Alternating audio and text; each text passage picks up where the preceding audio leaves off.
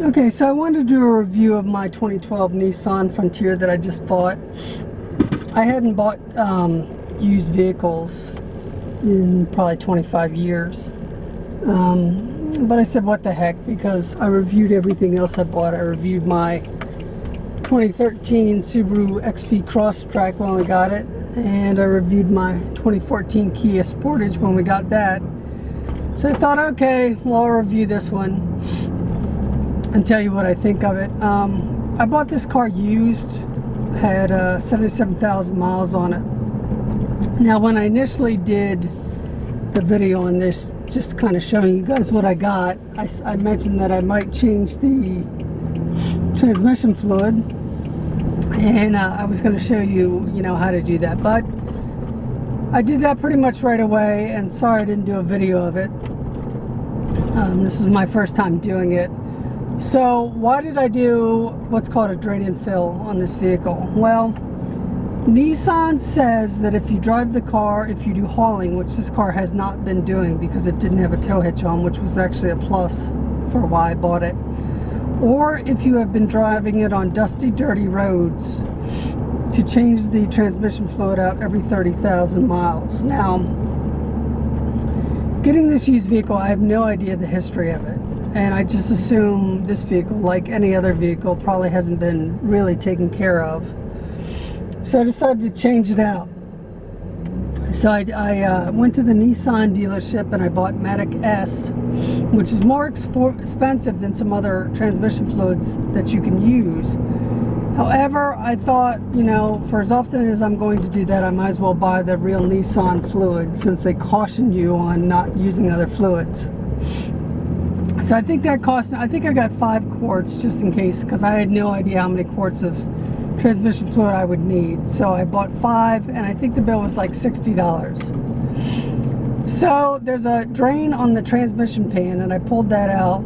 I think it might be a 20 millimeter socket or a 19 millimeter socket. And I measured how many quarts I got out, because I want to put the same amount in. I did not want to overfill my transmission. So I pulled out roughly 4 quarts, and I measured it, and then I put in exactly 4 quarts. Maybe I should have stopped at 3.75 quarts or 3.8 quarts. But the dipstick on the transmission is really hard to read. So anyway, I put in 4 quarts. So since doing that, since I did that, I came to 2 conclusions, or I noticed 2 things. One was either CarMax or a dealer before CarMax had already done the drain and fill, which is 4 quarts out, 4 quarts in. And the reason I know that is because when I first got the vehicle, I looked under the hood and there was oil and grime in a place where I couldn't logically think how it would get there, if there was a leak in the engine or anything like that. But anyway, when I did the drain and fill, I put oil or transmission fluid in the same spot. So I know it was done. Now, that is both good and bad. It is good because since it was done, since the drain and fill was clearly done, that's 4 quarts. And then since I just did it again, that's another 4 quarts. So that means there's 8 quarts that is new in the transmission. Now, it is bad because I have no idea what the transmission fluid looked like before that. I'm sure it looked really bad because even with that 4 quart drain and fill that was clearly done, you could still see no indication whatsoever of pink or red in the transmission fluid when you wiped it on a white paper towel. So anyway, so I've done that. Now what made me decide to do that right away is because of this. Now the transmission always shifted fine from the start, but one thing I noticed is when shifting from neutral or park to drive, there would be a slight hesitation. It wasn't really that bad, but it was longer than I thought it should be. So I changed it out, and since changing out with 4 quarts new, I noticed the response of the transmission is much quicker from park and neutral to any gear. So that's a good thing. Now, I like this vehicle. I liked it when I drove it right away. I had driven similar year Tacomas, and I didn't like them at all. I felt like the transmission was really mushy, and I didn't like that. And I didn't like the handling of the vehicle. Now, right away, I like this vehicle more The suspension on this vehicle is much firmer than the Tacomas of the same years. And I also like the height, the way the cockpit is. I like that I'm sitting up higher. I feel a little bit more in control. It feels like a little bit tighter cockpit, and I like that more. Now the truck handles really well. So it handles really well, and it's got a good suspension. The truck is also very powerful. It's got a 261 horsepower engine with 281 foot-pounds of torque from the factory when it's new. Now, judging by how this truck drives, I think it probably has about that now. This truck is actually fast, which is something I did not expect in a truck. But it'll put you right back in the seat. Now, when this truck was new, 0 to 60 time was 7.4 seconds, as measured by like some reputable sources. I don't know if it was Motor Trend, but it was some other reputable source. That's really fast for a truck. My Mazda 3 GT that I had was actually a pretty quick little vehicle, and it was 0 to 60 in 7.3 seconds. So the acceleration of this truck is as good as this little sporty car, and it's got plenty of passing power, and I think it's going to tow well. Now, one downfall to this truck that I don't like at all is the very poor turning radius. It takes very wide turns, so it's a little difficult to back into my driveway on the busy road. I used to be able to pull up right next to the curb in front of my house and just back in tightly without cars having to stop when I backed into my driveway.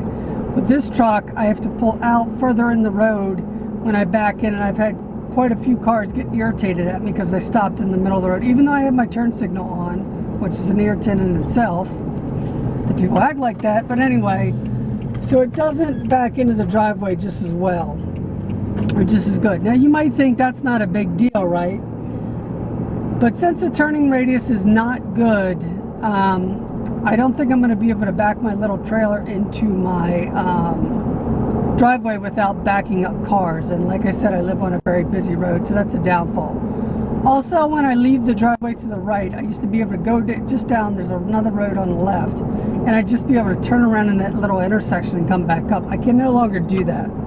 I have to go around. So that's the one dislike about this vehicle, is the poor turning radius.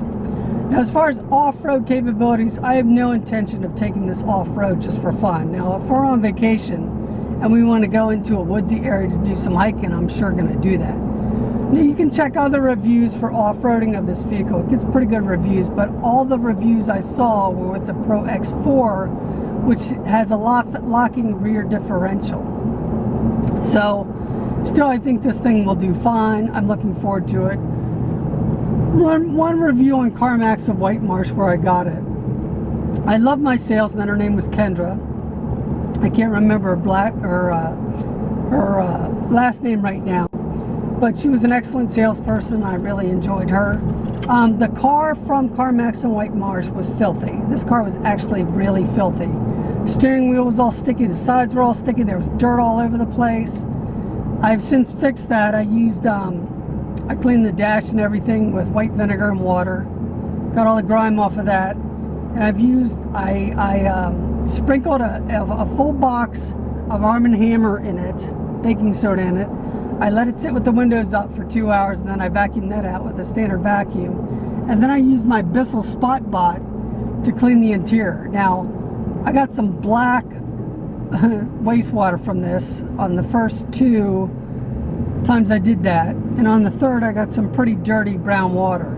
On the fourth, a little slightly less dirty, but still dirty. So I need to do it again, but I didn't have the patience to keep doing it. But anyway, at any rate, it's much cleaner than it was, and I can live with it now.